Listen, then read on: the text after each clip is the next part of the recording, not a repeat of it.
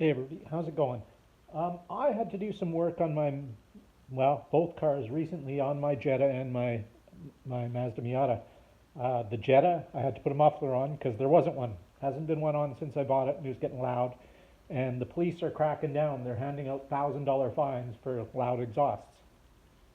So I've had a muffler for the longest time. I just never got around to putting it on. So I finally got it on. Everything went great with that one. The Miata, it had broken off. This is the catalytic converter off the Miata.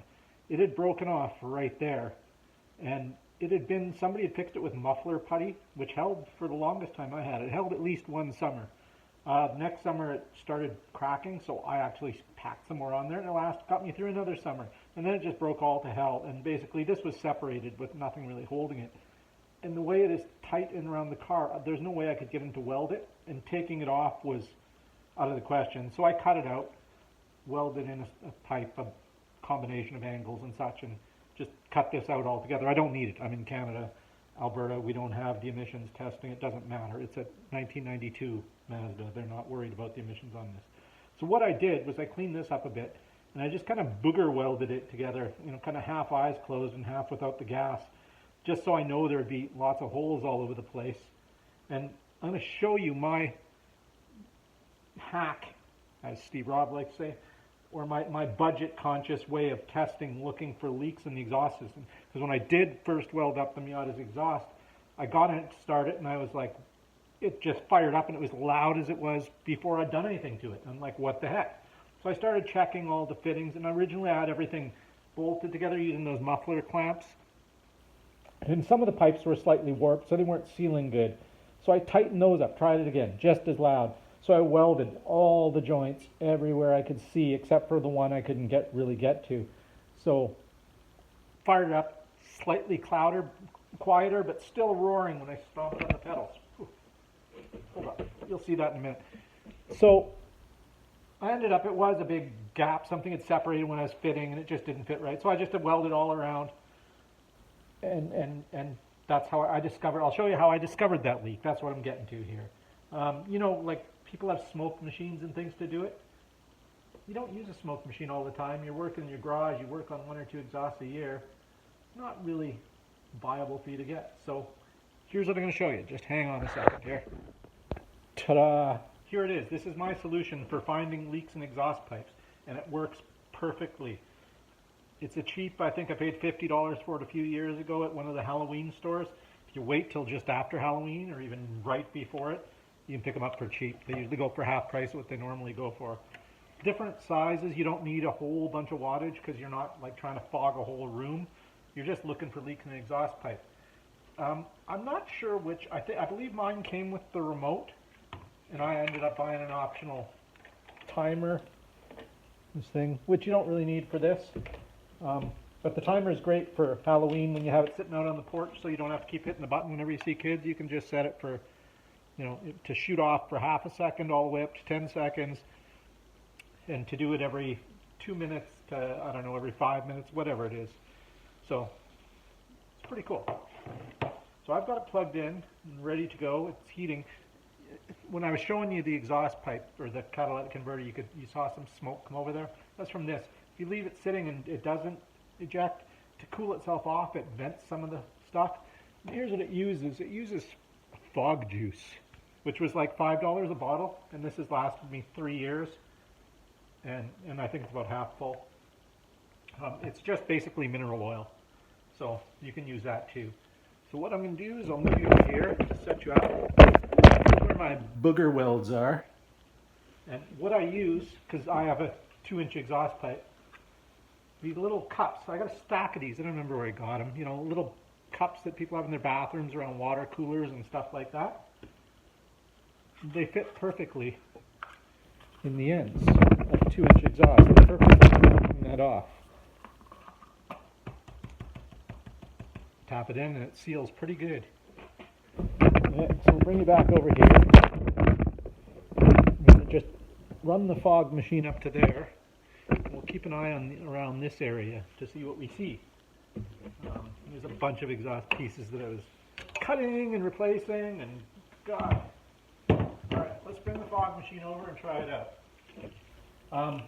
Well, let's just do this and I'll show you. We'll do this first and then I'll tell you a few things.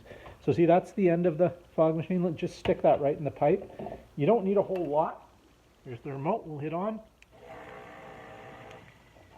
Turn it off. Move it away.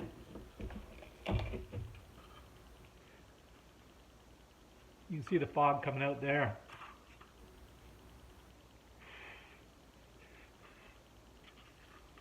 See it?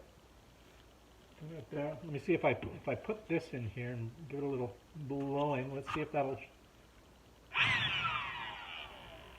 Anyway, you can see it coming out. I don't know if you guys can on camera how well it's going, but it does. It works really, really well. Gives me an idea. Just hold on a second, guys. Let me try something here. Okay, I'm back. I want to try something. I took one of the cups here, poked a hole in it. I'm going to put that in there. Get it sealed as good as I can. I'll also have the flashlight this time to be kind of highlighting the smoke for you guys. Now my idea is, with that in there, I should have enough flow to get the smoke in there and pressurize it kind of so it forces it to come out. That's the theory. We'll give it a try. I think I just might be able to get a better seal up here with this. Try just a quick burst.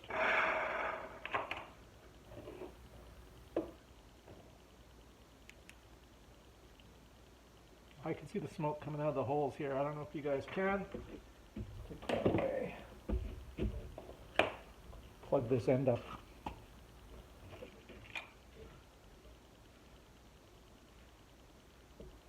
Can you guys see the smoke coming up here?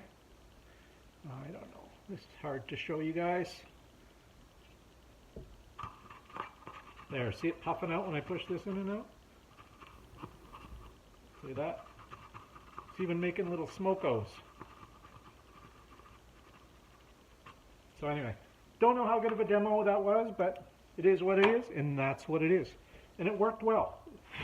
Allowed me to completely seal up my exhaust.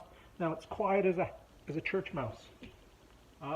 One other little tip I'll give you guys, working on exhaust. I have a couple, well, I have 4 welding helmets. They're all great. One's just a regular pipe liner, the other one's a big field of view, and the other one's an auto dark. And then I recently got a really nice auto dark that just blows everything away. I love it. They all suck for doing exhaust work when you're on the car, trying to get under the car and leaning around. Picked up a pair of these a long time ago on Amazon. They're just some welding glasses. I think they only go as high as shade 5. They're auto dark glasses, goggles like this. Saved my ass doing this. I just pull this cover off. It's a little plastic shield, and you can see way better. It works fabulous. I was just doing a bunch of little tacks, so it saved my eyes and it worked perfectly. Let's see if I can do a little demo here to show you guys if it blacks out. No, that's hard to say. Let's see if you guys can see through there. There, see it went dark? Green. When the light hits the sensor, like, go out. These are great for exhaust. I wouldn't use them for welding all the time, but for small exhaust work, they're fantastic. Saved my butt on this job. So that's it. That's my handy tips and tricks for doing exhaust work and getting yourself a smoke machine instead of buying an automotive smoke machine, which I see they've come down. I've seen them as low as 150 bucks Canadian, which isn't terrible, but I don't do exhaust work. I hate exhaust work. I just do my own because I'm cheap. One of the things I looked at was taking a sump hose and rigging up a connector for this, and then you can use all sorts of adapters, like vacuum ones, like you get right off the shelf at Home Depot, different adapters to make smaller and smaller hoses. So you can use it for vacuum, testing vacuum lines, smoke testing vacuum lines, all sorts of things, fuel lines, exhaust. Anytime you want to find a leak, a smoke machine is fantastic. So there you go. That's my little helpful hints from Heloise. Don't know how many of you guys will remember that. Yeah, if you have any questions, comments, leave them down below. Don't forget to like, subscribe, comment, and share. Thanks for wasting your time with me, guys. I appreciate it. Have a great day.